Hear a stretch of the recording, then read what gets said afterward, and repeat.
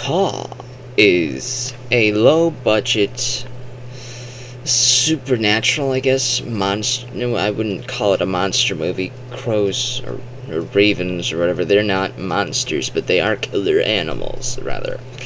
It was directed by Sheldon Wilson, the same director for Carney here. Sheldon Wilson went on to direct plenty more Sci-Fi Channel-esque films, such as Mothman, Mega Cyclone, Snowmageddon, Scarecrow, Shark Killer, The Hollow, Never Knock, Stickman, etc. The man has plenty of B-movie to his name. Carney was the last film that I talked about on this channel, if I remember correctly. So, having the next video that I planned to review also be a film that Sheldon directed was completely unintentional. I had no idea that he directed this movie, so that was incredible luck. Coincidence. It stars Sean Patrick Flannery, Stephen McHattie, Kristen Booth, Rod Taylor. Stephen McHattie has been in plenty of other Sci-Fi Channel films. What else do we got here? Story by Tom Barry, written by Benjamin I'm not even gonna try to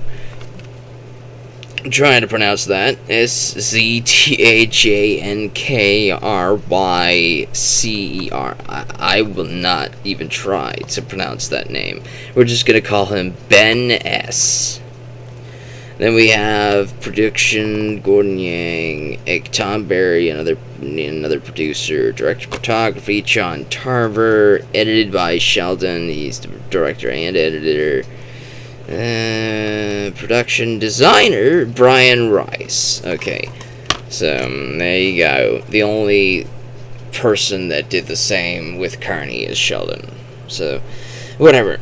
This was a Sci-Fi Channel film. So, if this is the type of budget that you might like, then you might enjoy Caw.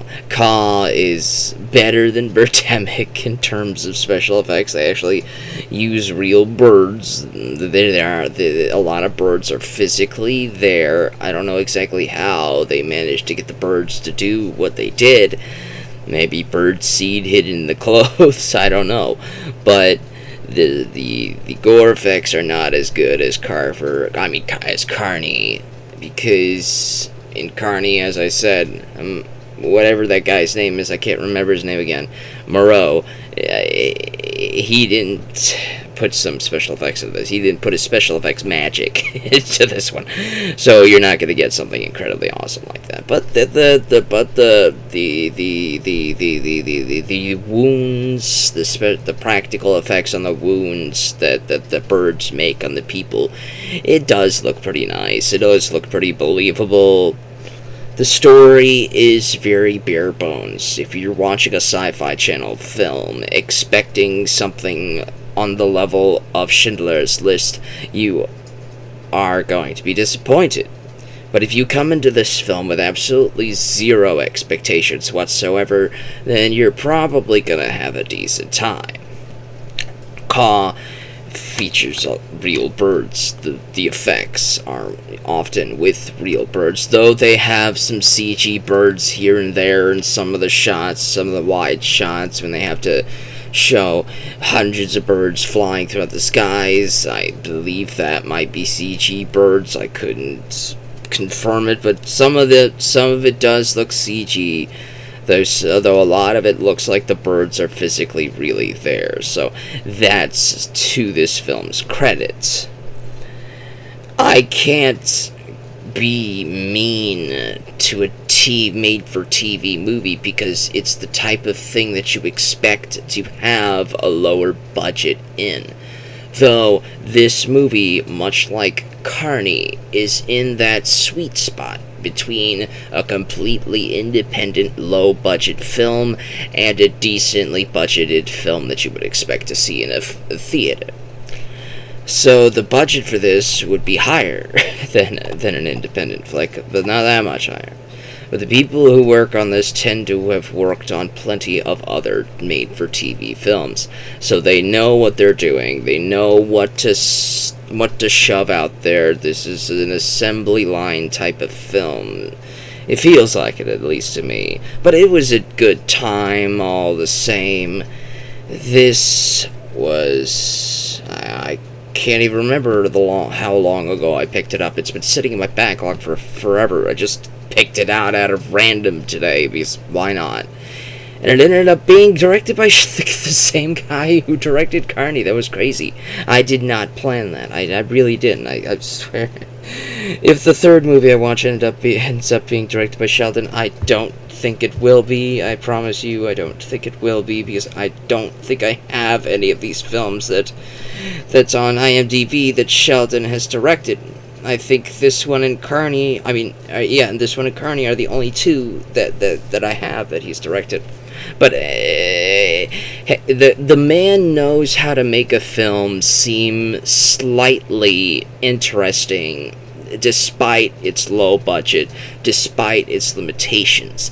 There are very few locations, if you will.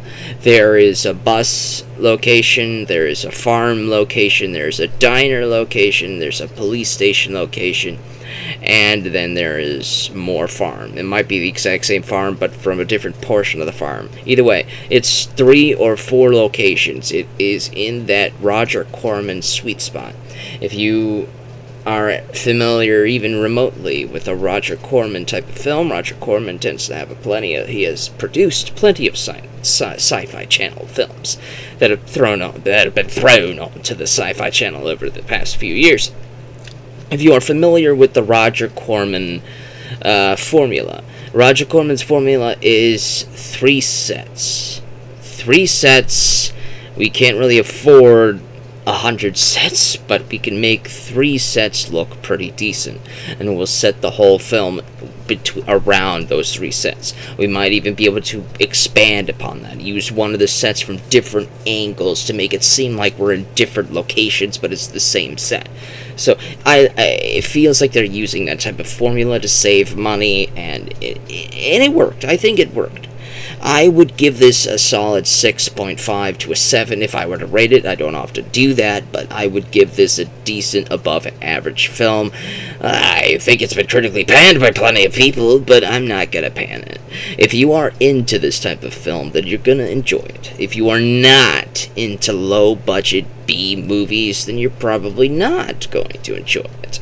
It is all dependent wholly upon your interests, whether you will enjoy a movie like The Call or not. I mean, look at it. Look at the cover. It is a killer bird movie. It is designed to be schleilach. If you aren't into that, then you're probably not going to enjoy it. But if you are, then you probably are. I'm not going to expound upon this video any longer than it needs to be.